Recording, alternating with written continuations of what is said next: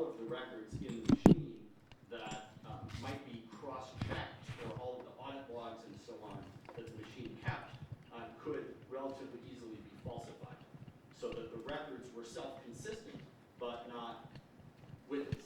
The records were consistent in every way except with how the voters voted. Second, that anyone who has physical access to voting machines or to a memory card that will later be inserted can install malicious software onto the machine, and that can be done in as little as a minute. Third, that we released the first version of this paper on our website in 2006, and then it went through peer review, and the peer-reviewed version, close to 12, yes. How have your... I'm sorry, 11 is correct. How have your findings held up over time? There has not been new research that contradicts the findings that we had, and there have been additional studies of this system since ours that found consistent results. For example, the California Secretary of State in 2007 had what she called a top-to-bottom review of the voting systems used in that state, and brought in a team of experts to look at a number of different voting systems, including this debulk DRE system. And the analysts in the California top-to-bottom review came to conclusions that were consistent with ours. They found that the machines were susceptible to malicious software that could change votes and falsify records, that installing malicious software was a relatively straightforward process, and that the machines were susceptible to voting machine viruses, among other things. And there have been other studies over time that have been consistent with our findings. Now, how do these line up with Georgia's adoption of this system? Georgia adopted the system in, I don't recall exactly, but if I remember correctly, it was around 2000. And as I understand it, the certification that Georgia is currently relying on was done in 2005. Our study was first released in September of 2006, and then the peer-reviewed version in the summer of 2007. And the California top-to-bottom review was released in July 2007. So our study and the California top-to-bottom review were both after the certification that Georgia is currently relying on, as I understand it. So your studies were more recent than the version of the system that was certified by Georgia? One needs to be careful about dates and software versions because they can be a little bit out of alignment. The Georgia certification in 2005 related to version 4.5.2 of the software. Our study, which was first released in 2006, related to an earlier version, version 4.3.15. The California top-to-bottom review, which came out in July 2007, that was a later version of the software in the 4.6 range. And so our study was an earlier version than the one that was certified in Georgia. The California study was of a later version than the one that was certified in Georgia. And so the combination of our study and California's study show that the vulnerabilities that both of those studies found must have been present in between. The only alternative would be that the vendor took the vulnerabilities out and then put them back in, which is not plausible. And again, what was the result of the effect of the California study? What the California studies found was similar in its technical and security findings to our study, but as a result of that, the Secretary of State then conditionally decertified and then eventually recertified the system, but after a bunch of changes had been made. Which Secretary of State? The Secretary of State of California, as a result of the California. Now, I'd like to ask you about why these vulnerabilities matter. Well, the vulnerabilities go right to the core of what the voting machine is supposed to do, which is to record the votes accurately and securely. And what the vulnerabilities show is that the defenses that are in place against the the manipulation of the voting machines are not adequate to ensure that the votes can be accurately counted in a setting where the machines may be accessible to malicious parties either directly or indirectly. And what kinds of skills would a malicious party have to have in order to take advantage of these vulnerabilities? In order to install malicious software, it doesn't require any particular technical skill. What would be required to install malicious software on, say, this machine would be to, it might be useful if I could point to the machine directly. Your Honor, may let us demonstrate. You can do it Thank from you. there. Okay. On the right side of the machine, you see a little metal door that is swung half open. That metal door would need to be opened. And behind that metal door, there is a slot where memory cards fit in. The memory cards are about the size of a credit card, only a little bit thicker, and there's a little button you press to pop them out. And so in order to install malicious software, one would have to open that door either by using a key, and the keys are widely available, or by picking the lock, which is not difficult to learn how. Then remove the those keys are sold on the internet. I bought back in 2006, I bought a gross of them on the internet. I bought another one last week. Did you attempt to use any of those on these machines? I did on the machines that I did on the machine that we had back then. I have not done it on this machine. And on the machine that you attempted to use, the key that you purchased online, did it work? It did work, yes. Yes, and at that time, the vendor You Diebold don't have a seat. also had published online a photograph of the key.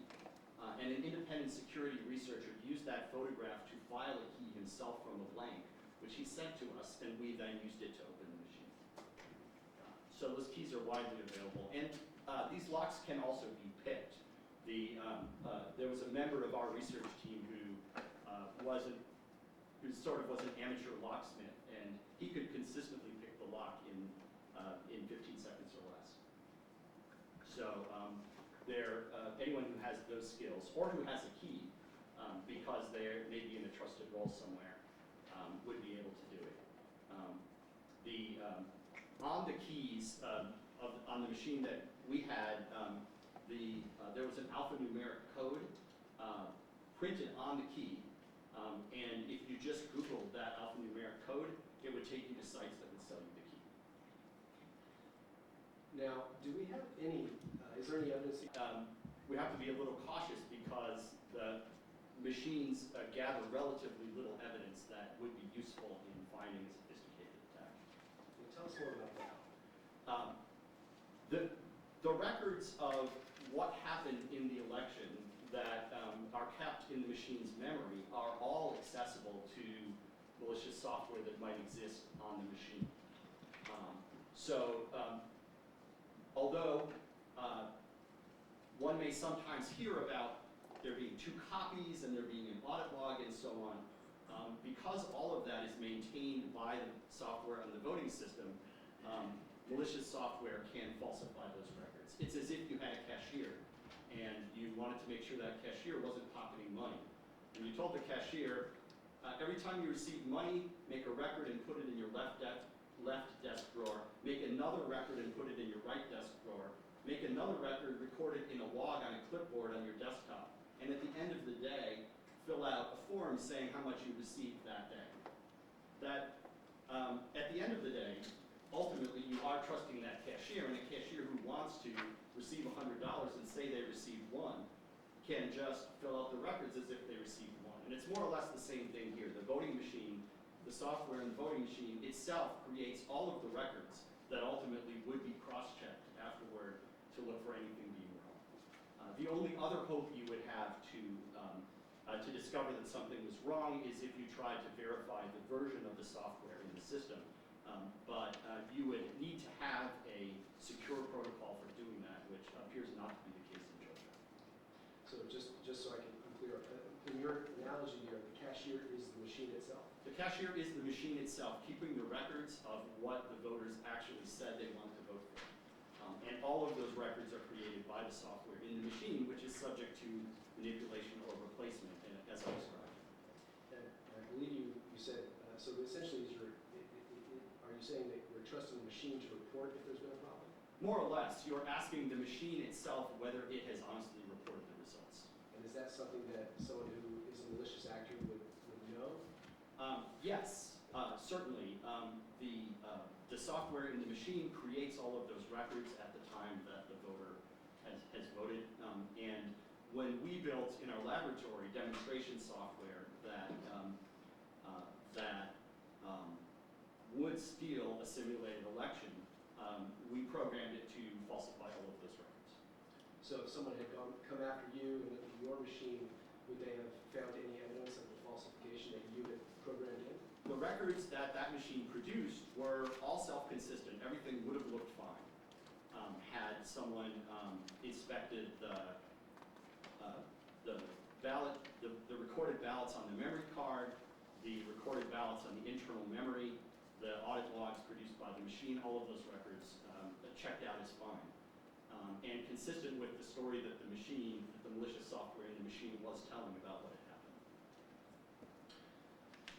So I want to ask you about some recent events that have happened here in Georgia in connection with the conduct of this election, and ask you if they had anything to do with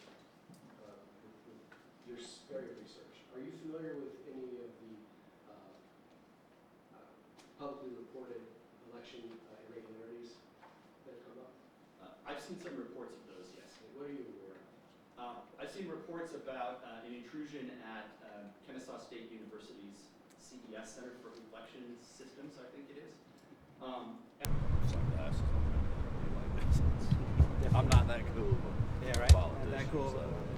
So, So what's? But David, I just talked to David before you got here, and he was been in the hearing, and they're still just presenting all their stuff. So it's like These are outside. These aren't. they are, and they're just the conspiracy. There's people that are throwing everything at the wall and trying to make a big production out of it. They don't get their day in the sun too much. I think arguments. Expect the judge to make a ruling on that. Someone. That I don't know. I would imagine you'd have to know fairly quickly. He's going to go there. let's take each of those in turn. What is, first of all, what's Kennesaw State's role here? As I understand it, Kennesaw State does functions rules for use in elections.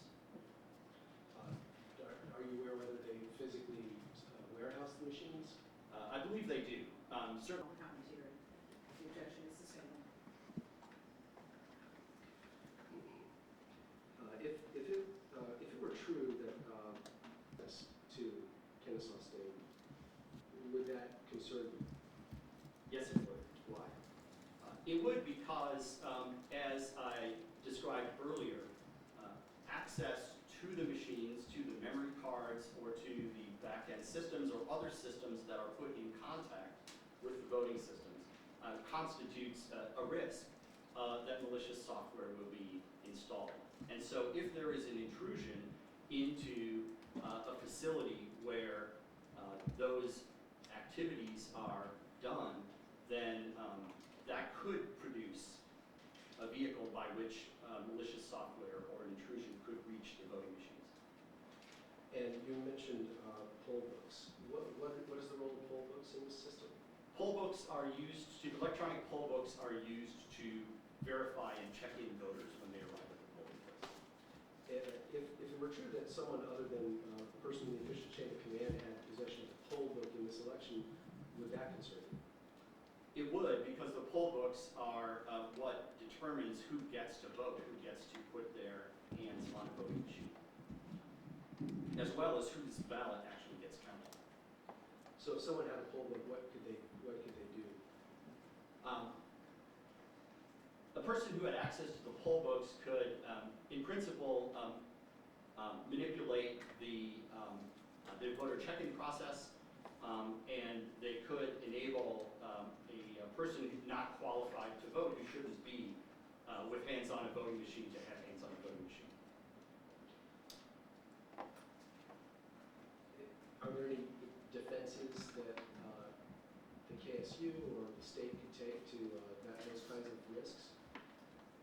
The best defenses against these sorts of risks involve treating machines or systems that have been in the hands of untrusted people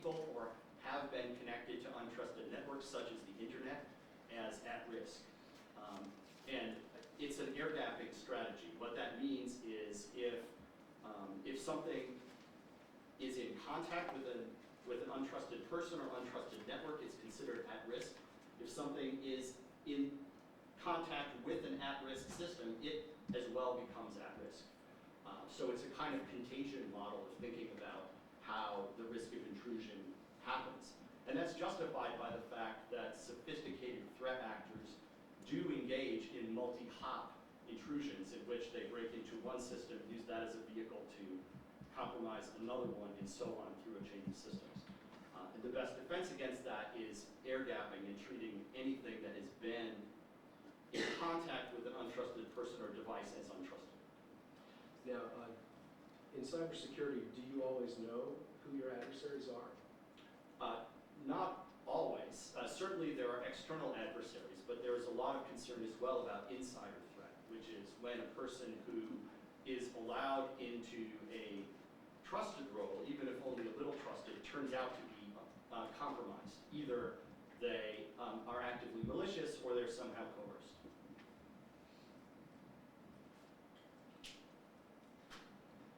You mentioned earlier that Georgia was relying on a certification from 2006, I believe.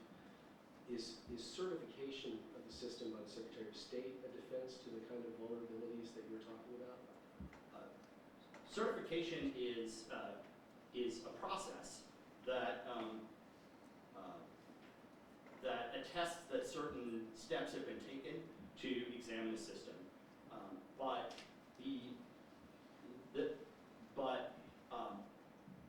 vulnerabilities that are discovered after a certification occurs need to be considered freshly, and it's common to make changes to a system, even if it's been previously certified, if new information comes to light about vulnerabilities. And, are you familiar with a concept called return-oriented programming? Yes. What is that? Return-oriented programming is a way of, it's a particular advanced technique for gaining control of a system by providing through a normal input port. So one way of thinking about it is return-oriented programming might be used across the internet, where someone sends a malicious file to a machine or sends a malicious query to a machine, and when it arrives, it causes the attacker to get control of a system. So it is a way of getting control of a system through a port that is normally used only for a user to provide input, as opposed to, it's another way, another path for installing software into a system.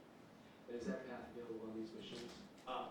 Return-oriented programming is available as a method on virtually every system that exists. There are a few advanced defenses against return-oriented programming, but they are not present on this system.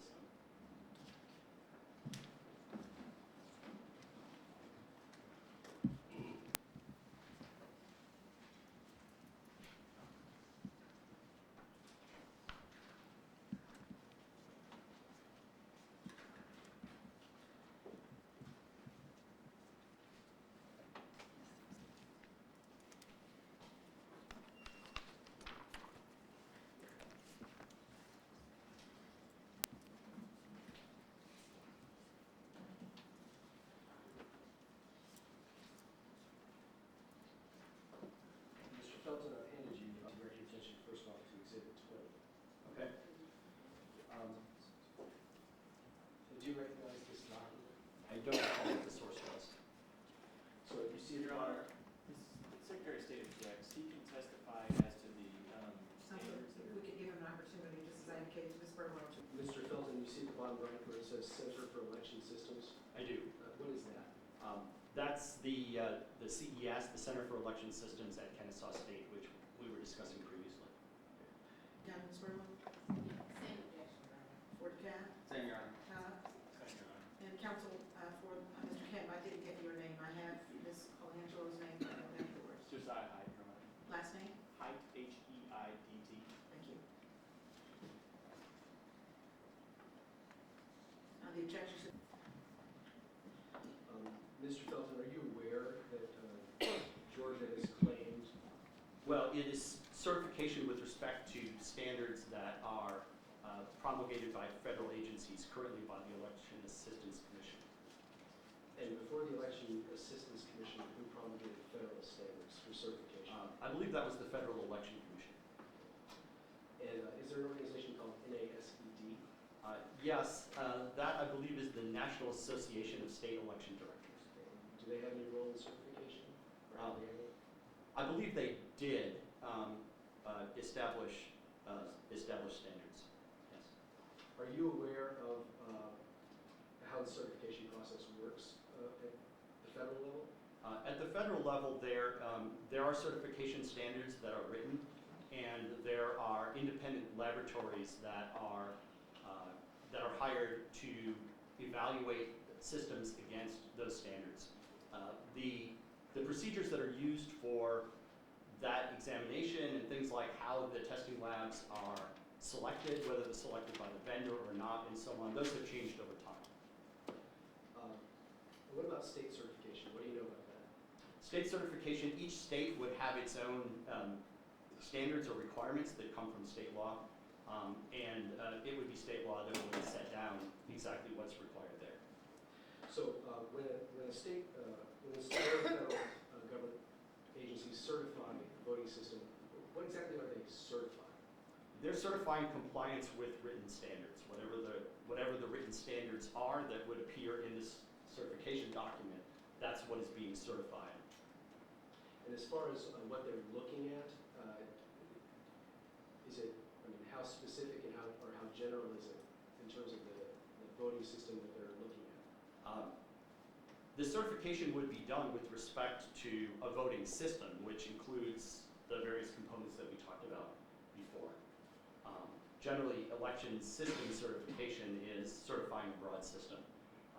There are, in some cases, in addition, certifications for individual components which speak only to that component in isolation and not to the broader system. So, in other words, are you saying that they certify all the components as they work together? Yes, it's a certification of the overall system that is indicated. And to your knowledge, what is the impact of changes to the system on an existing certification? Well, this is a standard issue that comes up a lot in testing and evaluation of systems. The difference between looking at individual components in isolation versus looking at components together. That it's generally not considered a valid practice to certify a bunch of things separately and then stick them together, or to create some kind of Frankenstein version where you take a piece from over here and a piece from over there and just connect them to each other and treat the result as if it had been certified. One of the big challenges in systems engineering and in security is that when you plug complex systems together, unexpected things happen. And you want to be able to test and validate against the full system so that you catch all of those issues. Now, you mentioned that this particular machine runs on It has not done so since the certification that they point to in 2005.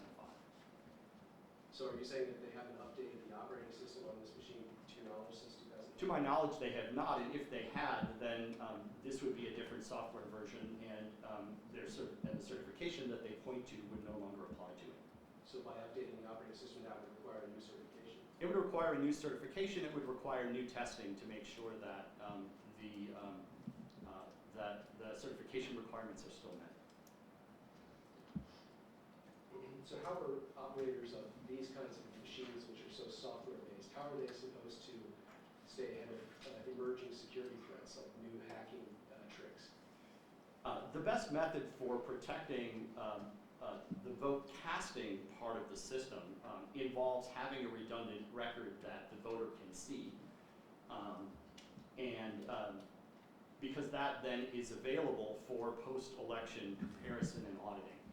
That is a safeguard that is used in many places, and it allows detection of incorrect electronic results no matter how they arise, whether they arise through malice or through error.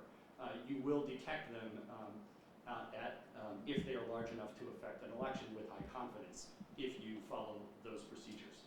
But in the absence of a directly voter verified record of the vote, you can't have that confidence, and you're always at risk that new vulnerabilities will come to light and put your system at risk. And are you talking about the voter verified record? Is that like a paper printout for the voter to say, this is how I voted? There are different types of voter verified records. The most common one occurs in optical scan voting, where, say, the voter will fill out a paper ballot, and then that will go into a ballot box at the polling place, and that can be done. The paper ballot can be fed through a scanner, which keeps an electronic record, and then the paper ballot coming out of the scanner would fall into an old school ballot box, and that way election officials have that paper record that the voter saw, which allows you to connect the dots from a security standpoint between what the voter saw and did and what the records show post-election. Now that's one kind, so it could be a paper form that's scanned. It could be a system that is like this, that prints out a paper version of the vote that the voter can look at, which the system then keeps. There's some like that. Or you could use hand-counted paper ballots and get the same effect. And just to be clear, so does this system allow you to print out a record, a per voter record of how the voter voted? It does not give you the ability to have a record that the voter saw.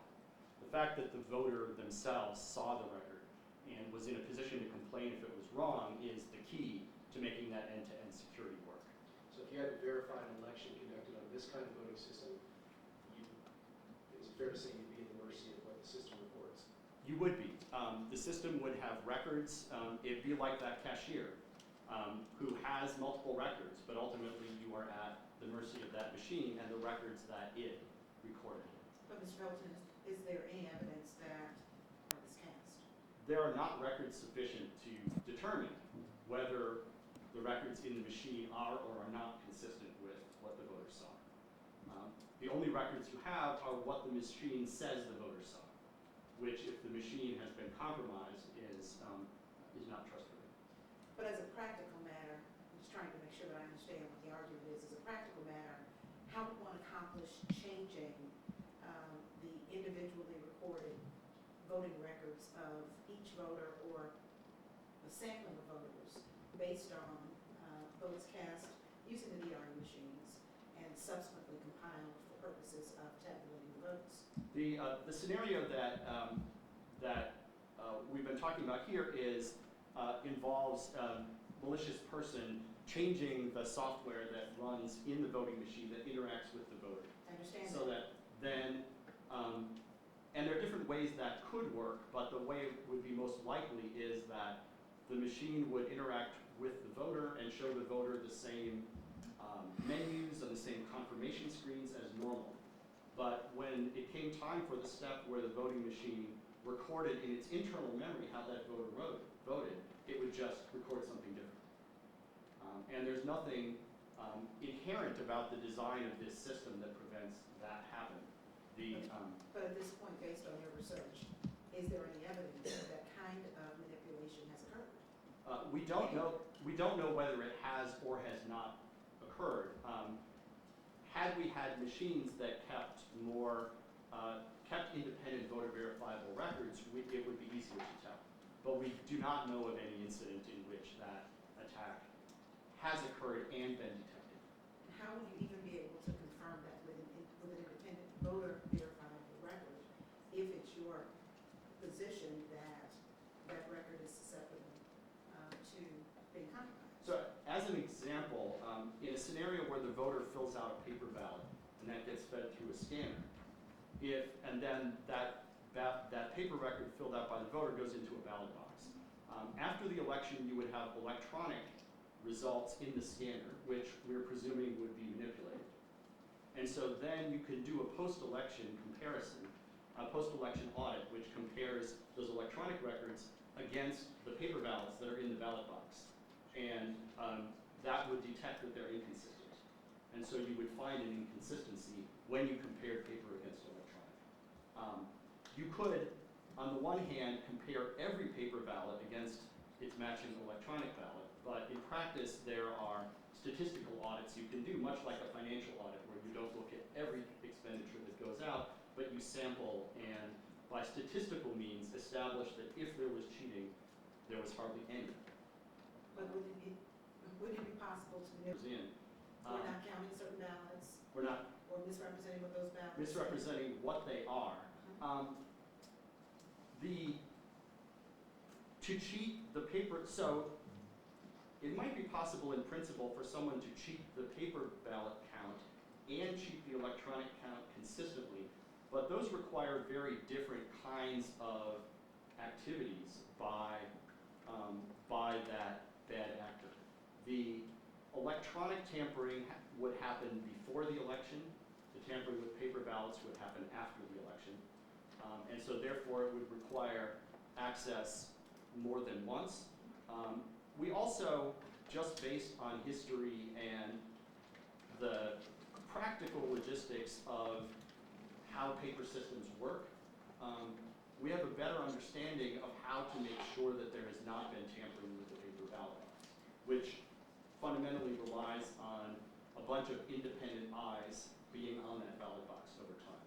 If the box is on a table in the middle of the room, you have observers from the press and from different parties or candidates watching it.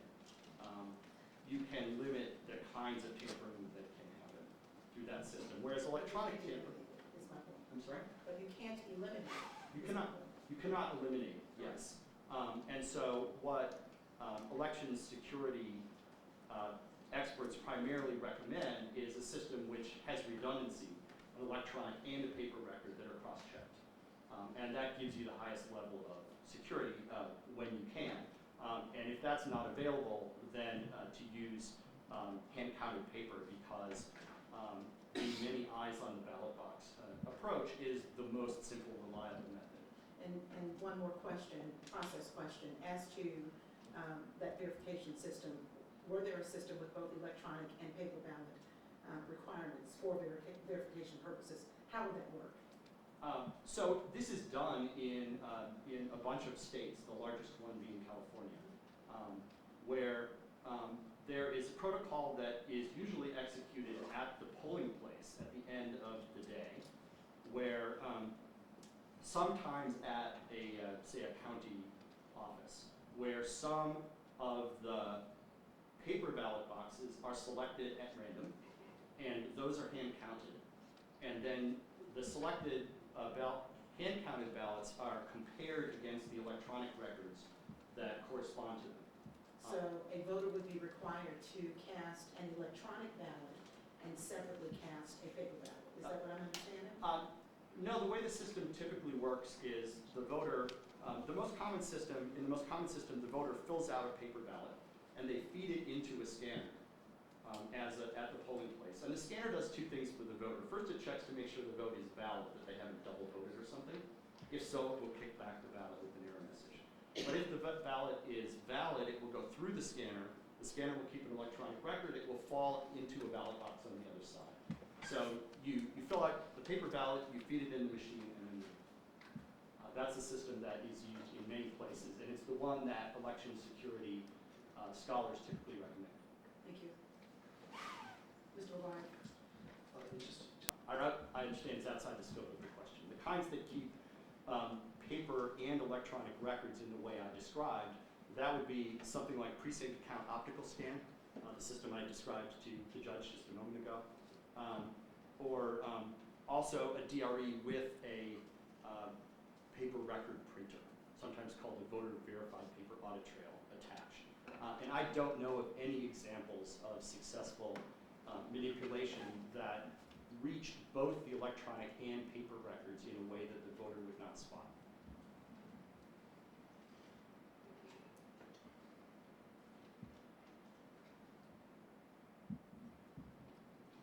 Used by voters.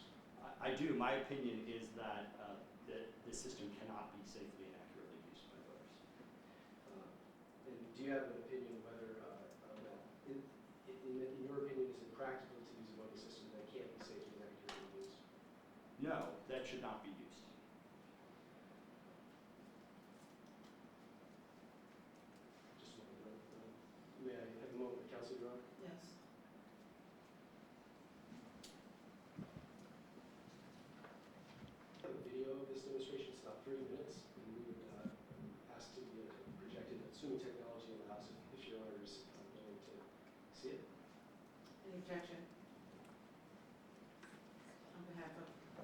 Secretary of State, Mr. Hyde, Mr. Colangelo.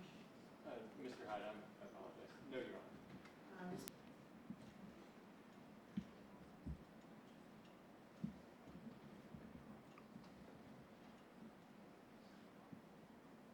The German version of Mr. President. Indeed. Distinguishes computerized voting systems from traditional systems is not that computers are easier to compromise, but that the consequences of compromise can be so much more severe. Tampering with an old-fashioned ballot box can affect a few hundred votes at most, but injecting a virus into a single computerized voting machine can potentially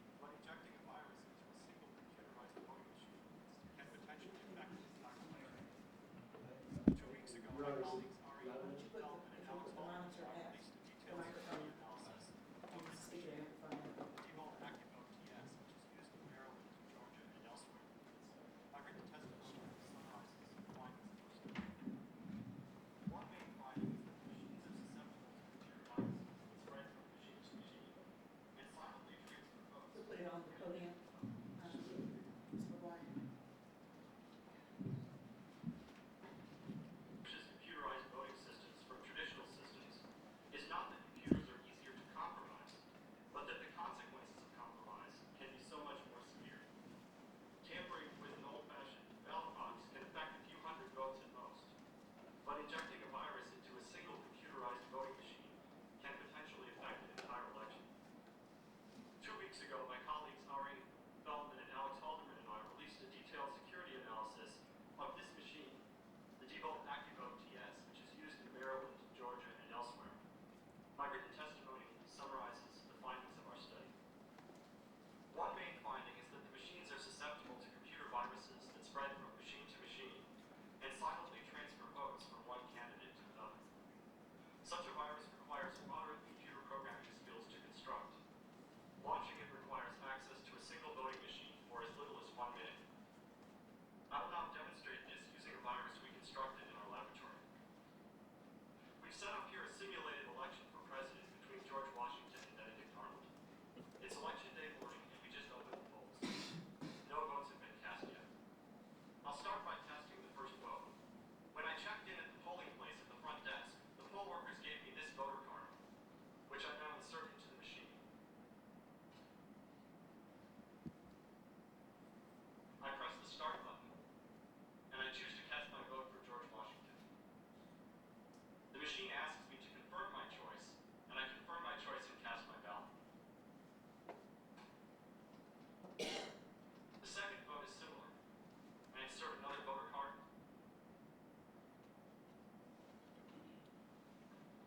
I choose George Washington again, and again I confirm and cast my ballot.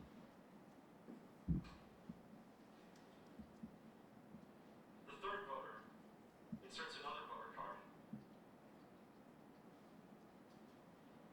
and votes again for George Washington.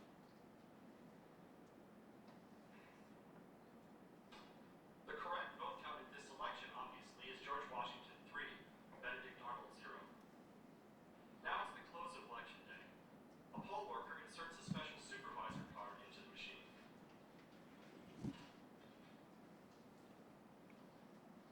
Enters a PIN code,